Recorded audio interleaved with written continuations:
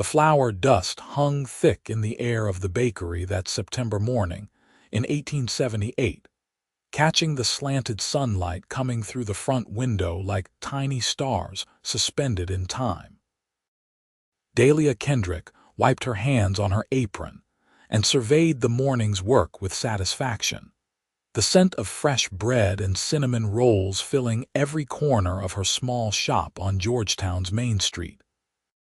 She had inherited the bakery from her aunt 2 years ago, and at 23, she had built a reputation as the finest baker in all of Clear Creek County, Colorado. The gold and silver miners who flooded the mountain town were eager customers, and her business thrived despite the rough nature of the frontier settlement. She heard the commotion outside before she saw it. Shouts rang out, followed by the thundering of hooves on packed earth, growing louder with each passing second. Dahlia moved toward the window, curiosity pulling her forward, when suddenly the entire storefront exploded with movement. Through the glass, she could see 2 massive draft horses, eyes white with terror, charging directly toward her shop, a broken wagon tongue dragging between them and sparking against the street. Time seemed to slow as Dahlia realized they were not going to stop. She had frozen, her body refusing to respond to her mind's desperate commands to move, to run, to do anything. The horses were perhaps 20 feet away when a figure appeared from nowhere, a blur of motion and purpose. A man vaulted from the wooden sidewalk directly into the path of the charging animals, arms spread wide, voice booming with authority. "Whoa! Whoa now!" The horses, responding to something primal in that commanding voice, began to slow, their hooves sliding in the dirt. The man grabbed the bridle of the nearest horse, his boots digging trenches in the street as the momentum carried him backward. With strength that seemed impossible, he held firm, his other hand reaching for the second horse's harness. The animal's flanks were foam-covered and trembling, but they came to a stop mere feet from Dahlia's shop window. She stumbled backward, her hand clutching her chest as her heart hammered against her ribs. Through the window, she watched the stranger calm the horses with low words and steady hands, his movements confident and sure. He was tall, she noticed, with dark hair that touched his collar beneath a dusty brown hat. His clothes marked him as a working cowboy, worn denim, a faded blue shirt, leather vest, and chaps that had seen considerable use. The door to her bakery swung open and several townspeople rushed in, their faces full of concern. "Miss Kendrick, are you all right? Those horses could have killed you. That cowboy just saved your life," Dahlia nodded, still trying to catch her breath. "I am fine, I think. Who is he?" "That is Nathan Sawyer," Mrs. Henderson, the milliner, said with obvious approval. "He works the Campbell Ranch up in the valley. Been in town maybe 6 months now. Quiet fellow, keeps to himself mostly." Through the window, Dahlia watched Nathan hand the horses off to their owner, a freighter who looked equal parts grateful and embarrassed. She saw Nathan wave off what appeared to be thanks, tipping his hat before turning toward her shop. Her breath caught again, but for an entirely different reason this time. He pushed through her door, removing his hat as he entered. His eyes, she noticed immediately, were a striking gray-green like sage after rain. Dirt streaked his face and his shirt was torn at the shoulder, but he carried himself with a quiet dignity that commanded respect. "Madam, I apologize for the commotion," he said, his voice as steady as his gaze. "Wanted to make sure you were not hurt. That was a close call." Dahlia found her voice, though it came out softer than she intended. "I am perfectly well, thanks to you, that was. You could have been killed." He shrugged, a small gesture that somehow conveyed both humility and confidence. Horses were more scared than dangerous, just needed someone to remind them who was in charge. You have my deepest gratitude, Mr. Sawyer. I confess I was quite frozen with fear. Something flickered across his face, surprise perhaps. You know my name. Georgetown is not so large that news does not travel, she said, feeling a slight smile tug at her lips despite the adrenaline still coursing through her. I am Dahlia Kendrick. I know, he said, and then seemed to catch himself. A faint color rose in his cheeks, visible even beneath the dust and tan. Your bakery, I mean. Everyone knows about your cinnamon rolls. The small crowd that had gathered began to disperse now that the excitement had passed, leaving Dahlia and Nathan in a bubble of relative privacy. She became acutely aware of how intently he was looking at her and how she could not seem to look away from him. Have you ever tried one? She asked, moving behind her counter where she felt more grounded, more in control. Cannot say I have. Ranch keeps me pretty busy. Then you must let me give you some as thanks. It is the least I can offer considering you just saved my life. She began filling a cloth with rolls and bread, adding some apple turnovers she had made that morning. When she tried to hand it to him, he hesitated. Madam, that is not necessary. Anyone would have done the same. But not everyone did, she said firmly. You did. Please, I insist. He took the bundle, his fingers brushing hers briefly. The contact sent an unexpected jolt through her, and from the way his eyes widened slightly, she suspected he felt it too. Thank you, Miss Kendrick. That is very kind. Dahlia, she said. Please call me Dahlia.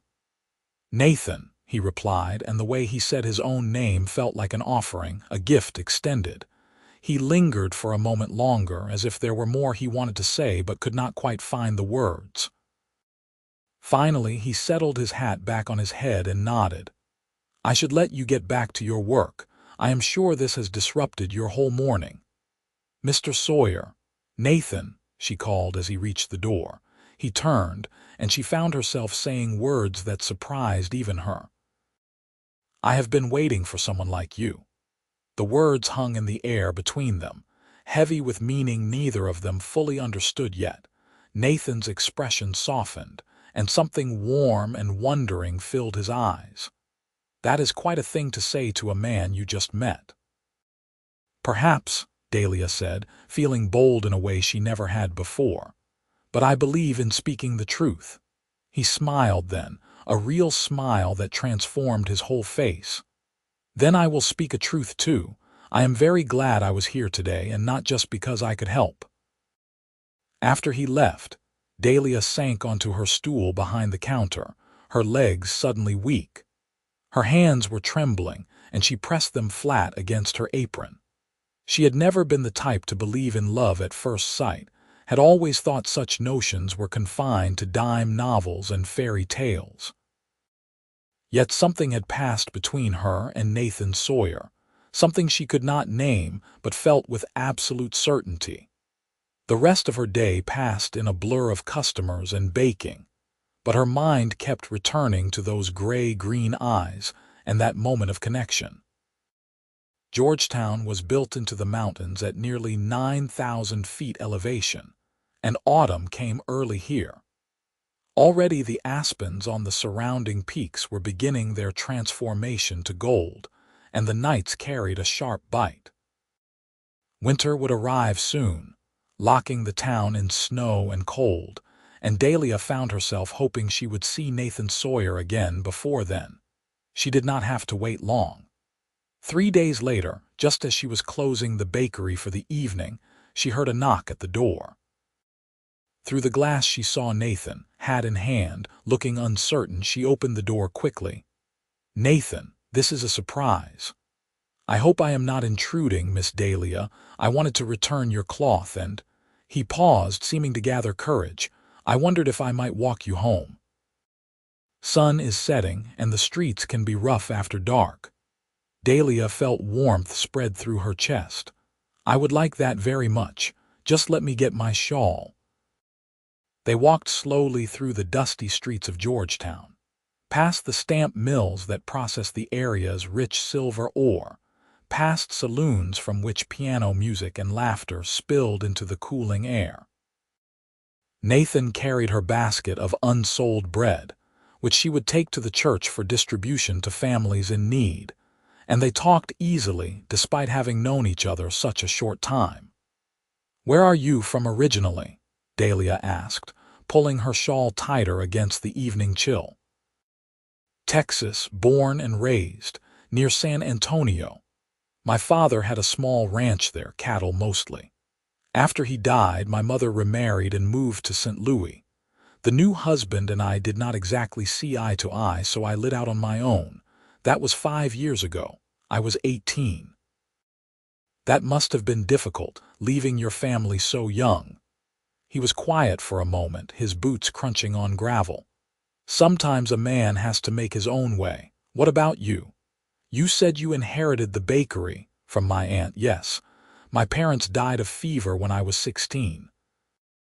Aunt Margaret took me in, taught me everything she knew about baking.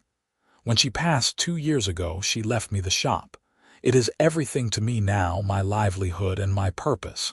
You must have been very close." "We were. She understood me in ways my own mother never quite did. I was always more interested in flour and yeast than needlework and gossip. Aunt Margaret said I had magic hands when it came to bread." Nathan glanced at her hands, then quickly away. "I believe it. Those cinnamon rolls were the best I have ever tasted." The men at the ranch agreed. "I may have shared them." She laughed, delighted. "Good. Food is meant to be shared and enjoyed." They reached her small house, a neat cottage on the edge of town with window boxes that still held the last blooms of summer. Dahlia rented it from a widow who had moved to Denver to live with her daughter, and she had made it cozy with curtains she had sewn herself and furniture inherited from her aunt. Nathan handed her the basket, and for a moment they simply stood there, neither quite ready to say goodbye. "Would you like to come for supper tomorrow evening?" Dahlia asked, the words tumbling out before she could second-guess herself. "I make more than just bread. I could prepare something as a proper thank you." His face lit up. "I would like that more than I can say. What time should I come?" 7 o'clock. "I will be here," he promised. As Dahlia prepared for bed that night, she found herself humming, something she had not done in longer than she could remember. The loneliness that had been her constant companion since her aunt's death had lifted, replaced by anticipation, and a flutter of something she was almost afraid to name. The next day seemed to drag interminably. She baked her usual offerings, served her customers with her customary warmth, but her mind was elsewhere, planning the evening's meal. She would make chicken with herbs, roasted potatoes, green beans from her small garden, and for dessert, a peach pie using the last of the season's fruit she had preserved. When Nathan arrived precisely at 7, freshly shaved and wearing a clean shirt, she felt her heart skip. She had changed from her work dress into her best blue gown, and from the way his eyes widened when she opened the door, she knew he noticed. "You look beautiful," he said simply, and the sincerity in his voice made her blush. "Come in, please. Everything is nearly ready." The evening passed in a warm glow of conversation and shared laughter. Nathan told her stories of working cattle drives, of sleeping under the stars and crossing swollen rivers. She told him about the intricacies of baking, how weather affected the rising of dough, how she could tell by feel and instinct when bread was perfect.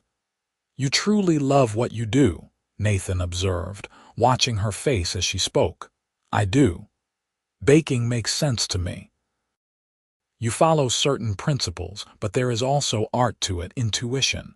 Every loaf is slightly different, unique. I find peace in that." "I understand. I feel that way about working with horses. There are rules and methods, but each horse is an individual. You have to read them, understand what they need. Like those runaway horses. You read them perfectly. He shook his head. Instinct more than skill. I saw them running, saw you in danger, and just reacted. Did not think about it until after. Thank goodness you did not think, Dahlia said softly. Thinking might have slowed you down. Their eyes met across the table, and the air between them seemed to thicken with unspoken feelings. Nathan reached across and took her hand, his calloused fingers gentle against hers. Dahlia, I know we have only just met, but I cannot stop thinking about you. That probably makes me sound like a fool. If you are a fool, then so am I, she said, turning her hand to lace her fingers through his. I meant what I said that day. I have been waiting for someone like you, though I did not know it until you appeared. What were you waiting for? She considered the question carefully, wanting to give him the truth. Someone steady, someone brave but not reckless. Someone who sees me, truly sees me, not just a baker or a convenient match. When you walked through that door, even covered in dust and torn clothes, I saw all of that in you. Nathan stood, still holding her hand, and moved around the table to stand before her. Dahlia rose to meet him, her heart pounding. May I kiss you? He asked, his voice rough with emotion. Yes, she whispered. He cupped her face gently in his hands and leaned down to press his lips to hers. The kiss was soft, tentative at first, then deeper as she responded, her hands coming up to rest against his chest. She could feel the steady beat of his heart beneath her palms, as quick as her own. When they parted, both slightly breathless, Nathan rested his forehead against hers. I am not a man of many words or fancy gestures, Dahlia, but I am falling for you, and I fall hard. If this is too fast, if you need me to slow down, tell me now. Do not slow down, she said. I am falling too, and I do not want to stop. From that evening forward, Nathan became a fixture in Dahlia's life. He came to town whenever his ranch duties allowed, which was several times a week. Sometimes he would arrive at the bakery just as she was opening, helping her carry supplies or start the ovens. Other times he would appear at closing, walking her home through the darkening streets. On Sundays, they attended church together, and the sight of them sitting side by side in the pew became familiar to the congregation. Georgetown was a gossipy town, as all small towns were, and their courtship provided plenty of fodder for speculation. But the gossip was largely kind, as both Nathan and Dahlia were well liked and respected. Mrs. Henderson proclaimed it the most romantic thing she had seen in years. The freighter, whose horses had nearly caused tragedy, told everyone at the Gold Miner Saloon that he had played matchmaker, though he had done so quite unintentionally. October arrived, bringing crisp mornings and the first dustings of snow on the highest peaks. Dahlia and Nathan took long walks when weather permitted, exploring the trails around Georgetown, talking about everything and nothing. She learned that he hoped someday to have his own ranch, that he sent money to his mother despite their estrangement because he could not quite break the bond entirely. He learned that she dreamed of expanding her bakery, perhaps hiring help so she might have more time for other things, maybe even a family someday. You want children? Nathan asked one afternoon as they sat by Clear Creek, watching the water rush over smooth stones. I do, Dahlia said. I always have. I want a house full of noise and laughter, children to bake with and teach. What about you? Same. I grew up an only child and it was lonely. I want my children to have brothers and sisters, to never feel alone the way I did. How many are we talking about? She asked, teasing. He grinned. Oh, at least 4 or 5. 4 or 5. You do realize I would be the one carrying and birthing them. I would be with you every step of the way, he said, suddenly serious. I would never leave you to face anything alone, Dahlia. That is a promise. She believed him. In the months she had known Nathan, he had proven himself steadfast and true, showing up when he said he would, keeping every promise, supporting her in ways both large and small. When she had trouble with a difficult customer, he quietly handled it. When her oven broke down and threatened to ruin a morning's worth of orders, he found a mechanic who could fix it immediately. When she was simply tired from long hours of work, he held her and asked nothing more than to be near her. November brought the first real snowfall, and with it, a problem. The Campbell Ranch where Nathan worked was a 3-hour ride from Georgetown in good weather. In winter, with snow closing the passes and temperatures plummeting, that journey became dangerous and often impossible. Nathan's visits would necessarily become less frequent, and the thought of going weeks without seeing him made Dahlia's heart ache. "I hate this," Nathan said one evening in late November. They sat in Dahlia's parlor, a fire crackling in the hearth, snow falling steadily outside. "I hate knowing I will not be able to see you as often." "I hate it too," she admitted. "But we will manage. Spring will come. Spring is months away." He was quiet for a long moment, staring into the flames. When he spoke again, his voice was careful, hesitant. "Unless we did not have to be apart." Dahlia's breath caught. "What are you saying?" Nathan turned to face her, taking both her hands in his. "Marry me, Dahlia. I know it has only been a few months, but I have never been more certain of anything in my life. I love you. I want to wake up next to you every morning and fall asleep beside you every night. I want to build a life with you, have those 4 or 5 children we talked about, grow old together. Marry me." Tears sprang to Dahlia's eyes, but they were tears of joy. "Yes, yes, Nathan, I will marry you." He pulled her into his arms, holding her tight, and she felt the shudder of emotion run through him. When he kissed her this time, it was with a passion and promise that left no doubt about his feelings or his commitment. "How soon?" he asked when they finally broke apart. "As soon as we can arrange it. I do not want to wait either." They set the date for 2 weeks hence, giving them time to prepare, but not so long that winter weather might interfere. The engagement caused quite a stir in Georgetown. Dahlia received congratulations from every customer who entered her bakery, along with offers of help with the wedding preparations. Mrs. Henderson insisted on making Dahlia's dress, refusing to take no for an answer. The church ladies volunteered to host a reception in the church hall. Nathan, for his part, spoke to his boss at the Campbell Ranch, explaining the situation. Mr. Campbell, a gruff but fair man, offered Nathan a raise and the use of a small house on the property so the newlyweds would have a place to start their married life.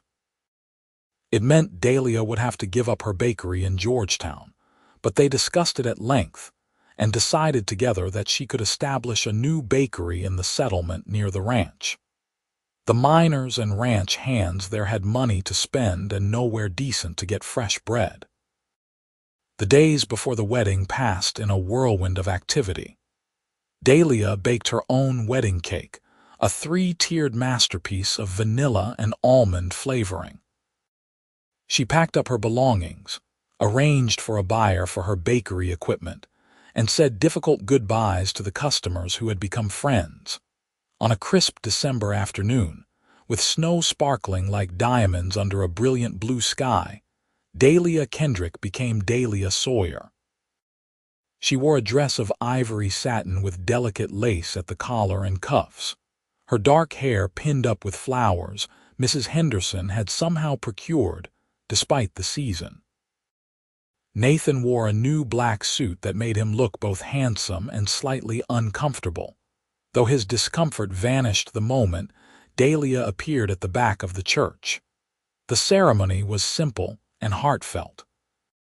When the minister asked Nathan to repeat his vows, his voice was strong and sure, his eyes never leaving Dahlia's face.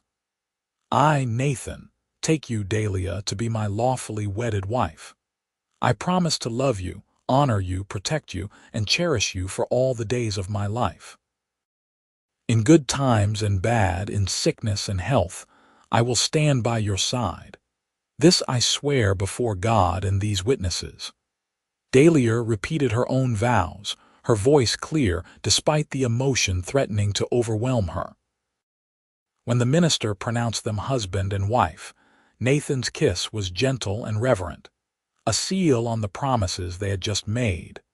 The reception was joyful, with music and dancing and more food than seemed possible. Dahlia and Nathan danced together, oblivious to everyone else, lost in their own world. As the evening drew to a close, they slipped away, climbing into the wagon Nathan had borrowed for the occasion, their belongings loaded in the back along with wedding gifts. The ride to the Campbell ranch took longer in the snow, but neither of them minded. They huddled together under blankets, talking and laughing, stealing kisses when the mood struck them. The stars overhead were brilliant in the cold, clear air, and the landscape glowed silver in the moonlight. The house Mr. Campbell had given them was small but well built, with 2 rooms plus a lean-to kitchen. Someone had stocked the pantry and left firewood stacked beside the hearth. Nathan carried Dahlia over the threshold, both of them laughing at the tradition, and set her gently on her feet inside. "Welcome home, Mrs. Sawyer," he said softly. "It feels like home already," she replied, looking around at the simple space that was now theirs. "We will make it beautiful together." That night, they consummated their marriage with a tenderness and passion that left them both shaken. Dahlia had been nervous, knowing little about what to expect beyond vague warnings and embarrassed whispers from married women. But Nathan was patient and gentle, taking his time, making sure she felt safe and cherished. When they finally came together, it felt like the most natural thing in the world, a physical expression of the love they already felt so deeply. Afterward, lying in Nathan's arms with her head on his chest, listening to the steady beat of his heart, Dahlia felt a peace she had never known before. This was where she belonged. This was what she had been waiting for all along. Winter settled in hard after their wedding, with storms that sometimes lasted days and temperatures that dropped far below zero. But inside their little house, Dahlia and Nathan created warmth and joy. They learned each other's habits and quirks, adjusted to the rhythms of married life, and fell more deeply in love with each passing day. Dahlia established her bakery in one corner of their kitchen, and word spread quickly among the ranch hands and miners in the area. Soon she had a thriving business, with Nathan building her a proper outdoor oven and shelves for her supplies. He would help her in the early mornings before heading out to his ranch work, stoking the fire and mixing dough while she prepared fillings and glazes. "You are getting quite good at this," Dahlia remarked one February morning, watching him knead bread dough with competent hands. "I have an excellent teacher," he said, leaning over to kiss her flour-dusted cheek. "Though I will never have your touch, you really do have magic hands." She blushed with pleasure at the compliment, then gasped as a wave of dizziness washed over her. Nathan was at her side instantly, his arm around her waist. "Dahlia, what is wrong?" "I am fine, just a bit lightheaded. It has been happening the past few mornings. I think perhaps I have been working too hard." But even as she said it, another possibility occurred to her. She had missed her monthly courses and her breasts had been tender. She had dismissed it as stress or change in routine, but now— "Nathan," she said slowly, looking up at him with wonder dawning in her eyes, "I think I might be with child." His expression transformed from concern to joy in an instant. "Truly? Are you certain?" "Not certain, but the signs are there. I should see the doctor to be sure." Nathan swept her up in his arms, spinning her around until she was laughing and begging him to stop. "A baby! We are going to have a baby." The doctor confirmed it the following week.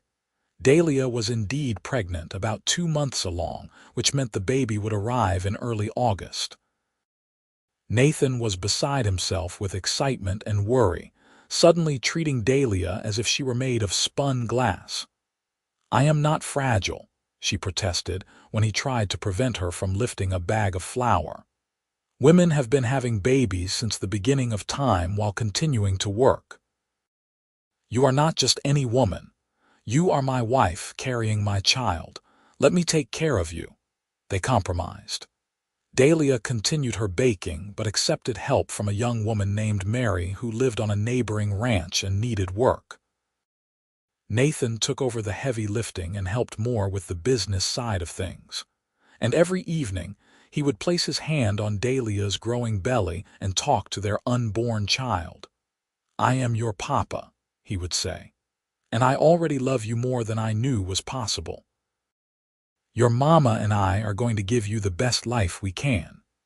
You will have brothers and sisters to play with, wide open spaces to explore, and all the love in the world." Spring arrived slowly in the mountains, with false starts and late storms, but eventually the snow melted and green returned to the valleys. Dahlia's pregnancy progressed smoothly, and by June she was obviously round with child. Nathan had never seen anything more beautiful than his wife, glowing with health and happiness, her hand resting protectively on her swollen belly. They spent the long summer evenings preparing for the baby's arrival.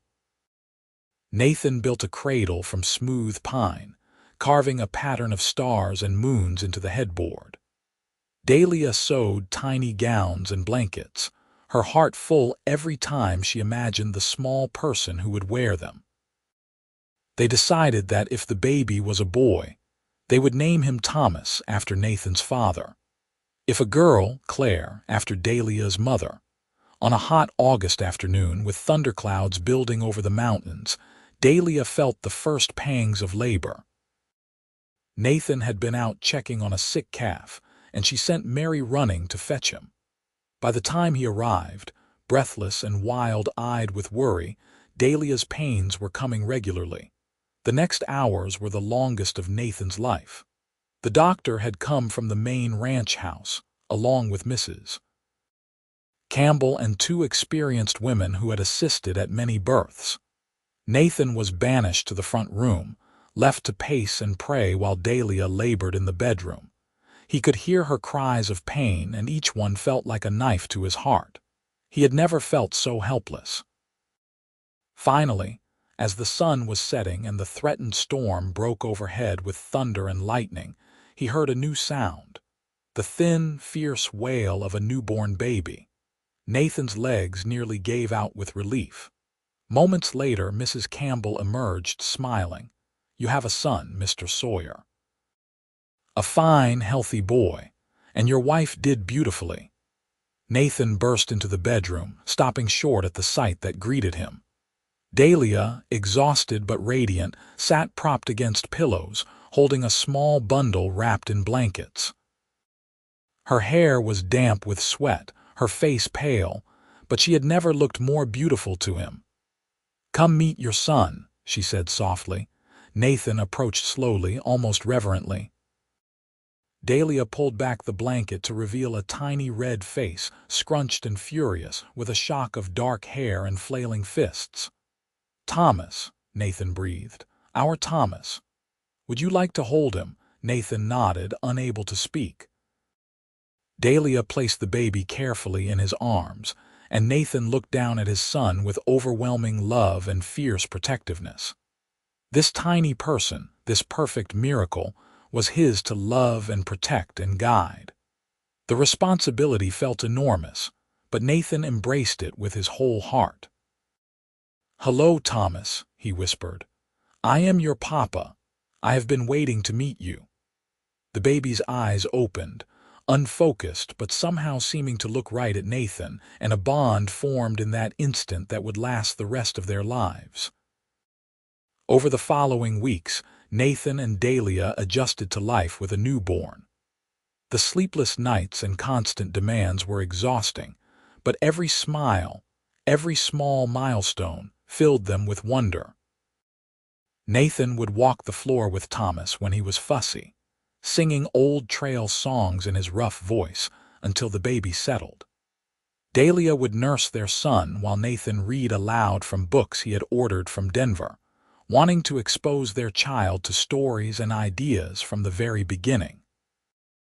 Mary proved invaluable, taking over much of the baking so Dahlia could focus on Thomas.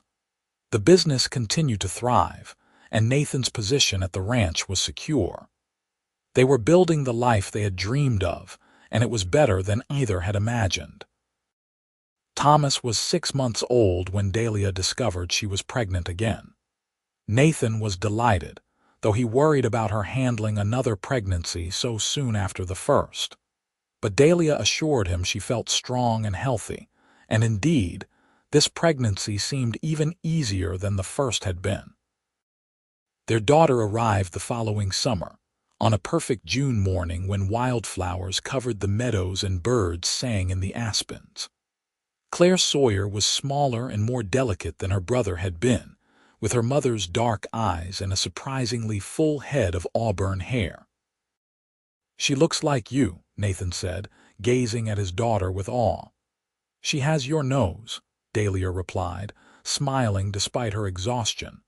Thomas, now walking and talking in short sentences, was fascinated by his baby sister. He would sit beside Dahlia and gently pat Claire's head, saying, "Baby." "My baby." "Your sister," Dahlia would correct. "You are her big brother." "Brother," Thomas would repeat solemnly, as if accepting a great responsibility. The years that followed were full and rich. Nathan was promoted to foreman at the Campbell Ranch, which came with a significant raise and even more responsibility. Dahlia's bakery grew until she employed 3 women and had customers from as far as 20 miles away. They added rooms to their house, creating space for their growing family. 2 more children followed Claire, another son, James, and finally another daughter, Margaret, named for Dahlia's beloved aunt. The house that had once seemed small now rang with children's laughter and the chaos of family life. Nathan and Dahlia had their hands full, but they thrived on it. On their 5th wedding anniversary, Nathan surprised Dahlia with a gift, a deed to 160 acres of land adjacent to the Campbell Ranch. Mr. Campbell, planning to retire, was selling off portions of his holdings, and Nathan had been saving for years to make this purchase. "It is ours," he told Dahlia, his eyes shining. "We can build our own ranch, raise our own cattle, everything we have dreamed about." Dahlia threw her arms around him, tears streaming down her face. "You have made every dream come true, Nathan, every single one." They broke ground on their ranch house the following spring, a larger structure that would accommodate their family and allow room for future growth. Nathan did much of the work himself, with help from ranch hands and neighbors. It took 2 years to complete, but when it was finished, it stood proud and solid against the mountain backdrop, a testament to their hard work and determination. The Sawyer Ranch, as they called it, prospered. Nathan's skill with horses became legendary in the region, and he began breeding and training animals that sold for premium prices. Dahlia continued her baking, though on a smaller scale now that her children demanded so much of her time. She focused on special orders and taught her daughters to bake alongside her, passing down the skills her aunt had taught her so many years before. Thomas grew into a strong, serious boy who idolized his father and wanted to be a rancher like him. Claire was artistic and imaginative, always drawing or making up stories. James was the adventurer, constantly getting into scrapes and exploring places he should not. And little Margaret, the baby, was sweet-natured and affectionate, the peacemaker among her siblings. On summer evenings, the whole family would sit on the porch Nathan had built, watching the sun set over the mountains. Nathan would have one child on his lap, another leaning against his shoulder while Dahlia sat beside him, her hand in his, their family complete around them. "Do you ever think about that day?" Dahlia asked one evening when the children were finally in bed and they had a rare moment alone. "The day the horses ran away. I think about it all the time," Nathan replied, pulling her close. "That was the day my life truly began. Everything before that was just waiting, though I did not know what I was waiting for." "I did," Dahlia said softly.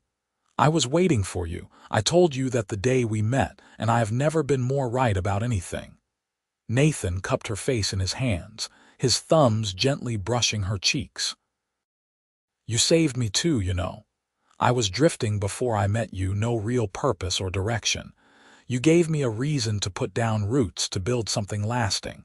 You gave me a home, a family, a future. Everything good in my life comes from you." They kissed, a slow, sweet kiss that held all the love and tenderness of their years together. When they parted, they simply held each other, listening to the night sounds of their ranch, the distant lowing of cattle, the whisper of wind through the trees. The years continued to pass, bringing challenges and triumphs in equal measure. There were hard winters when they worried about losing cattle, dry summers when the grass grew sparse and brown. There were childhood illnesses that terrified them until the fever broke and their children recovered.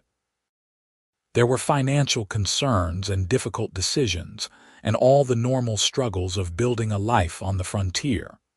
But through it all, Nathan and Dahlia faced everything together, their partnership as strong as the mountains that surrounded them.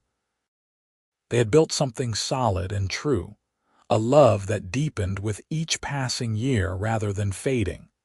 Thomas was 15 when he asked his father to teach him to break horses. Nathan was initially hesitant, knowing how dangerous the work could be, but he recognized the same drive in his son that he had felt at that age. Together, they worked in the corral, Nathan teaching Thomas everything he knew about reading a horse's temperament, establishing trust, and maintaining control without breaking the animal's spirit. "You are good at this," Nathan told his son after Thomas successfully broke his first horse, a spirited mare that had tested his patience and skill. "You have the gift." Thomas glowed under his father's praise. "I want to be like you, Pa. I want to make you proud." "You already do, son." Every single day. Claire, at 13, had decided she wanted to be a teacher. She spent hours reading every book she could get her hands on and practicing her lessons on her younger siblings. Dahlia and Nathan discussed sending her to Denver for proper schooling, though the thought of their daughter being so far away pained them both. "She has to follow her own path," Dahlia said. "We cannot hold her back just because we will miss her." "I know," Nathan agreed. "It does not make it any easier, though."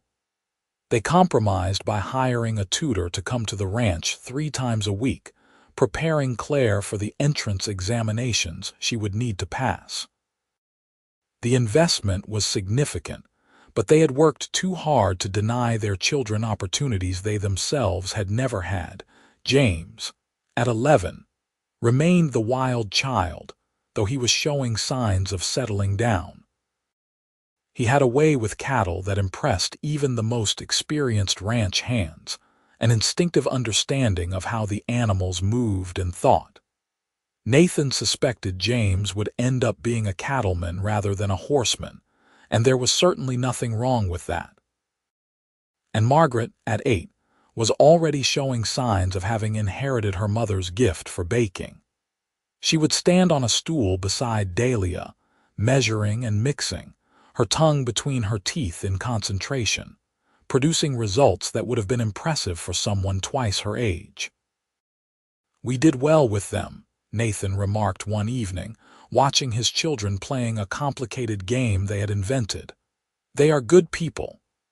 "They had good parents," Dahlia replied, leaning her head on his shoulder. "We have given them love and stability, room to grow and permission to be themselves. That is all any child really needs. Their 20th wedding anniversary arrived on a cold December day much like the one on which they had married. Their children had planned a surprise celebration, decorating the house and preparing a feast that rivaled their original wedding reception. Friends and neighbors came from miles around, filling their home with warmth and laughter despite the snow falling outside. As Nathan and Dahlia stood together, surrounded by their family and friends, they renewed their vows to each other, speaking the same words they had said 2 decades before, but with even deeper meaning now. I, Nathan, take you, Dahlia, to be my lawfully wedded wife.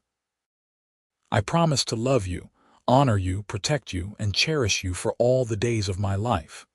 In good times and bad, in sickness and health, I will stand by your side. This I swear before God and these witnesses. I, Dahlia, take you, Nathan, to be my lawfully wedded husband. I promise to love you, honor you, respect you, and cherish you for all the days of my life. In good times and bad, in sickness and health, I will stand by your side. This I swear before God and these witnesses. When they kissed, their children cheered, and Nathan could feel the tears on Dahlia's cheeks as well as his own. 20 years of marriage, 4 children, a successful ranch, and they were still as in love as they had been that day in Georgetown when runaway horses had changed both their lives forever. More years passed, and their children grew into adults who made them proud. Thomas married a rancher's daughter from the next valley and began building his own spread, though he stayed close and worked with Nathan regularly. Claire did go to Denver for school and became a teacher, eventually returning to Georgetown to open a school for the mining family's children. James joined the United States Cavalry, much to his parents' worry, but acquitted himself well and returned home after his service to take over the cattle operations of the Sawyer Ranch. And Margaret married the son of a wealthy mine owner, a good man who understood and supported her passion for baking. Nathan and Dahlia became grandparents, a role they embraced with joy. Their house was constantly filled with grandchildren, small hands reaching for cookies, young voices begging for stories. Nathan would take the older ones riding, teaching them about the land and the animals with the same patience he had shown his own children. Dahlia would gather them in her kitchen, showing them how to measure flour by feel, how to know when bread dough was properly kneaded. On a warm summer evening when Nathan was 57 and Dahlia 56, they sat together on their porch as they had done countless times before. The sun was setting, painting the mountains in shades of gold and rose. Their children were grown and settled, their grandchildren healthy and happy. The ranch was thriving, providing for 3 generations of Sawyers. We have lived a good life, Dahlia said, her hand nestled in Nathan's as it had been for over 35 years. The best life, Nathan agreed. Do you remember what you said to me that first day, that you had been waiting for someone like me? I remember everything about that day. The fear when I saw those horses coming, the amazement when you stopped them, the certainty I felt when I looked into your eyes and just knew that my life had changed forever. Nathan raised her hand to his lips, kissing her knuckles gently. Mine too. I had been wandering, searching for something I could not name. Then I saw you through that bakery window and suddenly everything made sense. You were what I had been searching for. You were home. And you were my hero, my love, my everything. You still are. They sat in comfortable silence as darkness fell, watching stars emerge one by one in the vast Colorado sky. Somewhere in the house, they could hear the sounds of family. Margaret had stopped by with her 2 youngest children, and the sound of childish laughter and Margaret's patient voice drifted through the open windows. I would not change a single thing, Dahlia said. Not one moment, not one decision.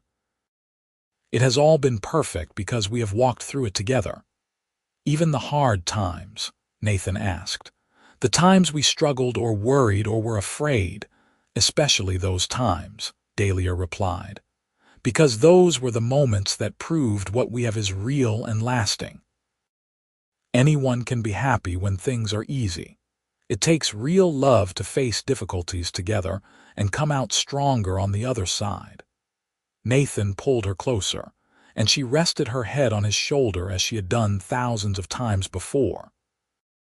They had built an empire of sorts, not of gold or silver like the mines that still dotted the mountains, but of something far more valuable, a legacy of love, family, hard work, and integrity. "Tell me again," Nathan murmured into her hair. "Tell me what you told me that first day." Dahlia smiled, knowing exactly what he wanted to hear.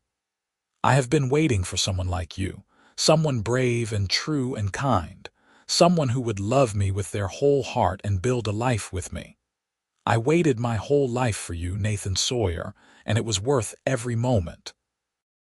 And I found what I did not even know I was looking for when I stopped those horses and saw you standing in that window.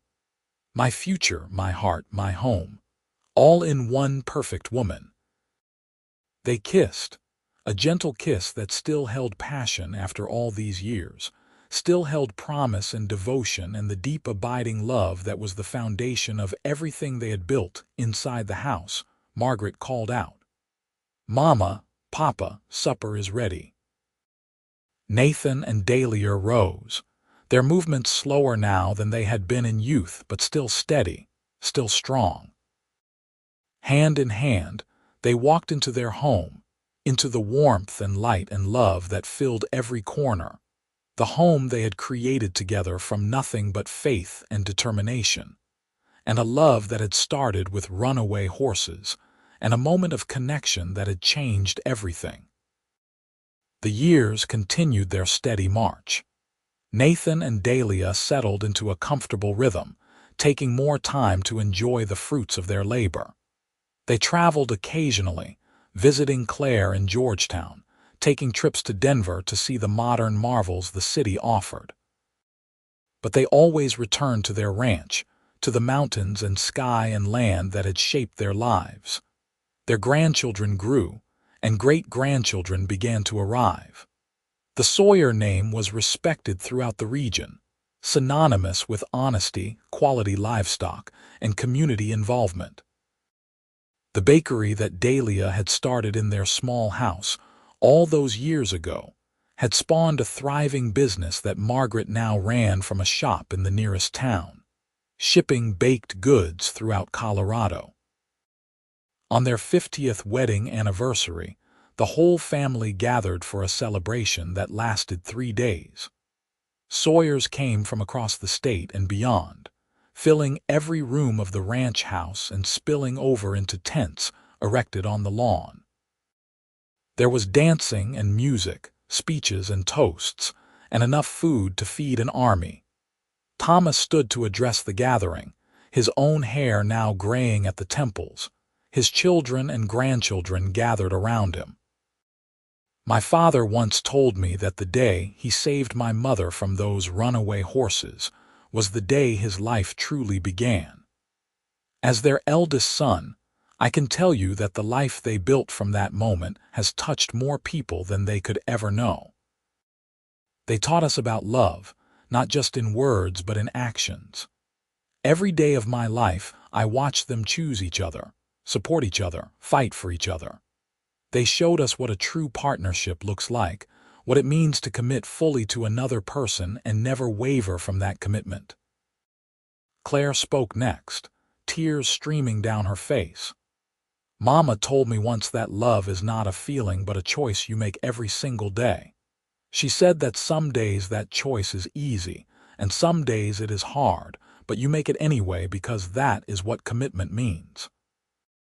I watched her make that choice for 50 years, and I watched Papa make it right back.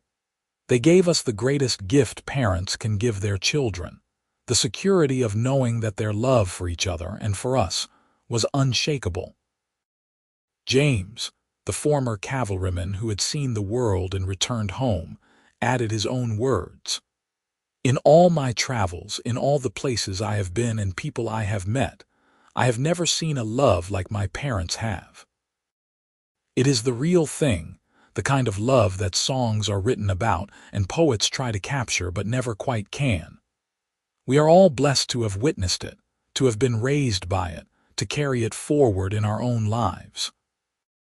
Margaret, the baby of the family, finished with words that left hardly a dry eye in the gathering. I used to watch Mama and Papa on summer evenings, sitting on the porch holding hands, and I wondered what they talked about after so many years together.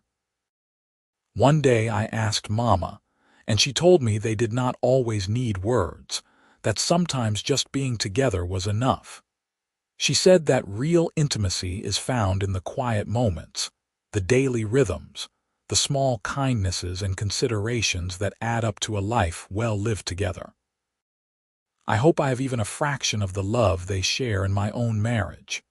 Nathan and Dahlia stood together, overwhelmed by the love surrounding them.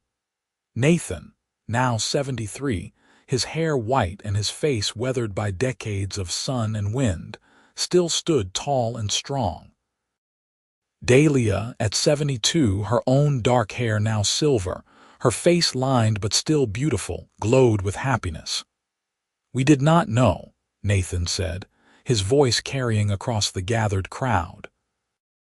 "When I grabbed those horses all those years ago, I had no idea I was not just saving a woman but meeting my destiny. Dahlia, you have been my companion, my partner, my best friend, and the love of my life for 50 years. Every day with you has been a gift, even the hard days because we faced them together. I love you more now than I did the day we married, which I would not have thought possible then. But love grows when it is tended properly, and we have tended ours with care." Dahlia squeezed his hand, then addressed the gathering herself. "I told Nathan the day we met that I had been waiting for someone like him. The truth is, I was not waiting for someone like him. I was waiting for him specifically, though I did not know it until he appeared. He was everything I needed, strong but gentle, brave but thoughtful, passionate but steady. He gave me children and grandchildren, a home and a life beyond anything I could have imagined. But more than that, he gave me himself, completely and without reservation, for 50 years. That is the greatest gift anyone has ever given me." The celebration continued long into the night, with music and dancing and storytelling. Nathan and Dahlia danced together as they had at their wedding, their movements slower now but no less graceful, no less connected. When the party finally wound down in the early hours of the morning, they stood on their porch one last time, looking out at the land they had built their life upon. 50 years, Dahlia marveled. Where did the time go? "It went into this," Nathan said, gesturing at the house full of sleeping family members, the barns and corrals, the fences and fields. "It went into building something that will last long after we are gone." "No regrets?" she asked, though she knew the answer. "Not a single one. You?" "Only that we do not have another 50 years ahead of us," Dahlia said with a sad smile. "We have whatever time we are given, and I intend to treasure every moment of it with you." They did treasure those moments. As they moved into their 70s, they slowed down considerably, but their love never diminished. Nathan developed arthritis that made riding difficult, so he spent more time in the barn working with his hands, fixing tack and equipment, teaching his grandchildren and great-grandchildren the skills he had honed over a lifetime. Dahlia's eyes grew weaker, making it harder to do the detailed baking she had once excelled at. But she could still mix bread dough by feel and knew by heart every recipe she had ever learned.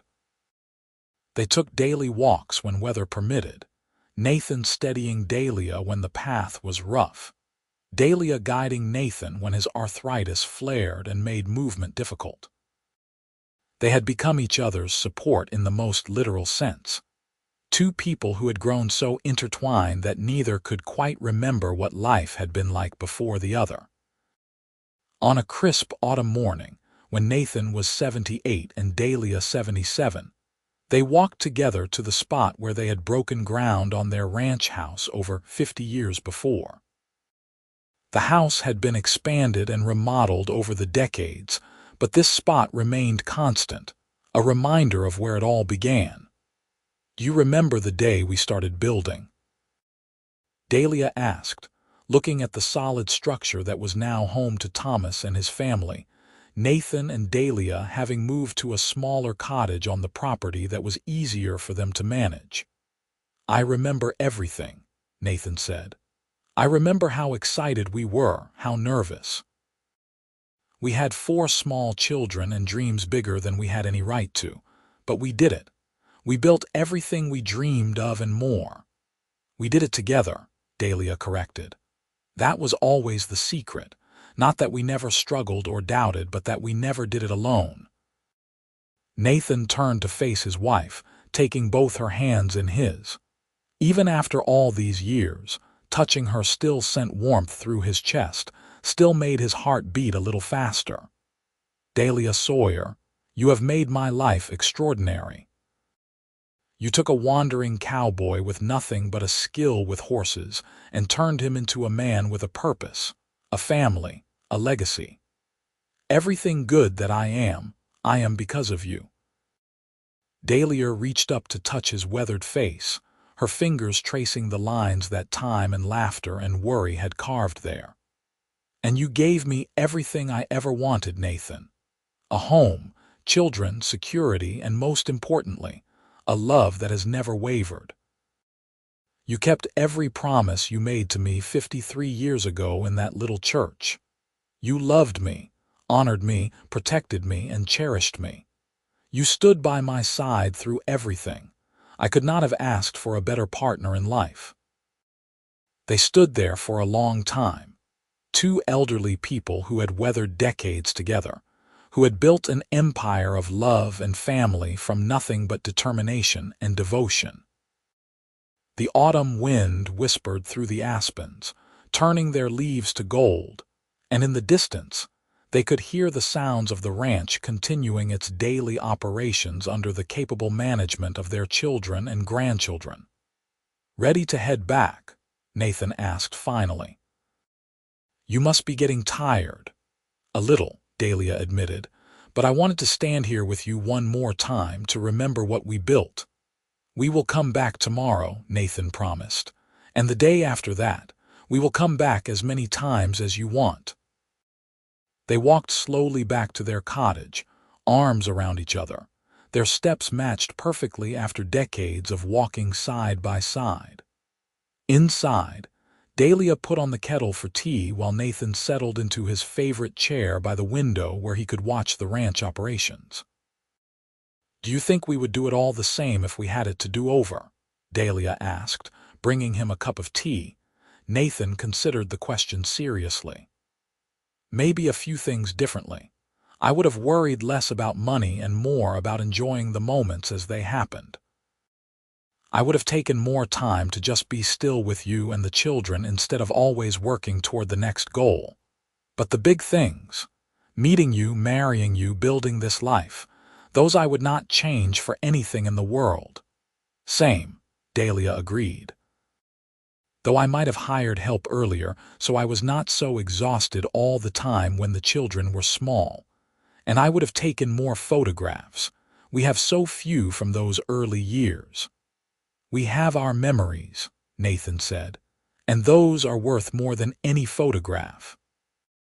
As the years continued, Nathan and Dahlia settled even deeper into their twilight years. They spent their days surrounded by family, watching their great-grandchildren play in the yard where their own children had once played. They shared meals with their extended family, told stories of the old days, and marveled at how much the world had changed since they were young. The 20th century brought automobiles and electricity, telephones and moving pictures. The wild frontier they had known in their youth was rapidly disappearing, replaced by civilization and progress. But on the Sawyer ranch, life continued much as it always had, governed by the rhythms of nature and the demands of cattle and horses.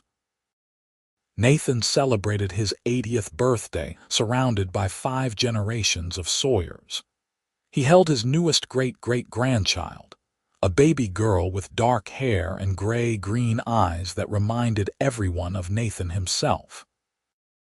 As he looked at the tiny face, he thought about the chain of love and life that connected this child back to that moment in Georgetown when he had stopped 2 runaway horses and met the woman who would change his life forever. "What are you thinking about?" Dahlia asked, sitting beside him, her own eyes soft as she watched him with the baby. "About how one moment can change everything. One choice, one action, and suddenly your whole life takes a different path. If I had been 5 minutes later that day, if I had been somewhere else in town, we might never have met. This child might never have been born. But you were there," Dahlia said. "You stopped those horses. We met, we fell in love, we built this life. That is what matters, not what might have been, but what actually is." Nathan looked at his wife, this woman who had been his constant for nearly 6 decades, and felt his throat tighten with emotion. "I love you, Dahlia. After all these years, all these experiences, I love you more than ever. And I love you, Nathan. Always have, always will." That winter was mild, and they enjoyed the respite from the harsh weather that usually characterized Colorado winters. They took short walks when the sun was warm, sat by the fire and read to each other when it was cold, and simply enjoyed the peace of their later years. Spring arrived early, and with it came a sense of renewal. Nathan, despite his age, insisted on helping with some of the spring work on the ranch. He was carefully checking a fence line with Thomas when he felt a sudden pain in his chest, sharp and overwhelming. He stumbled, and Thomas caught him, lowering him carefully to the ground. Pa, what is wrong?" Nathan could not speak through the pain, but he gripped his son's hand tightly. Thomas shouted for help, and within minutes, several ranch hands had arrived. They carried Nathan back to the cottage, sending someone racing for the doctor. Dahlia was working in her small garden when she saw the commotion. She knew immediately, with the instinct of a lifetime spent together, that something was terribly wrong. She hurried as fast as her old legs would carry her, arriving to find Nathan in their bed, his face gray with pain, the doctor already examining him. The doctor looked grave when he stepped away from the bed. "It is his heart," he said quietly. "He is very weak. I have given him something for the pain, but I do not know how much more I can do." Dahlia nodded, her face calm even though her heart was breaking. She shooed everyone else out of the room, wanting time alone with her husband. She sat on the edge of the bed and took his hand, noting how cold it was despite the warmth of the room. "Nathan," she said softly, "I am here." His eyes opened, and despite the pain and weakness, they lit up when they saw her. "Dahlia, my Dahlia, save your strength, my love, do not try to talk." But Nathan shook his head slightly. Things to say." He paused, gathering his energy. "Best life, you gave me the best life." Tears streamed down Dahlia's face, but her voice was steady. "We gave each other the best life. Together, always together." "Scared," Nathan admitted, his voice barely a whisper. "Do not want to leave you. I know, my darling, I know, but you will never truly leave me. You are part of me, woven into everything I am. Even death cannot separate what we have." Nathan's grip on her hand tightened slightly. "Love you, always. And I love you. Always and forever, Nathan Sawyer. You were everything I ever needed, everything I ever wanted. Thank you for 58 beautiful years." They sat together in silence for a while, Dahlia gently stroking Nathan's hand, Nathan's eyes fixed on her face as if memorizing every detail one last time. Outside, the spring sun shone brightly, and birds sang in the trees they had planted decades ago. "Remember," Nathan said suddenly, his voice stronger for a moment, "Georgetown, those horses." "I remember," Dahlia said, smiling through her tears. "You came out of nowhere, so brave and strong. I knew right then, in that very moment, that you were special," you said. "Been waiting. I had been waiting for you. My whole life I was waiting for you." She leaned down and kissed his forehead gently. "And you were worth every moment of the wait."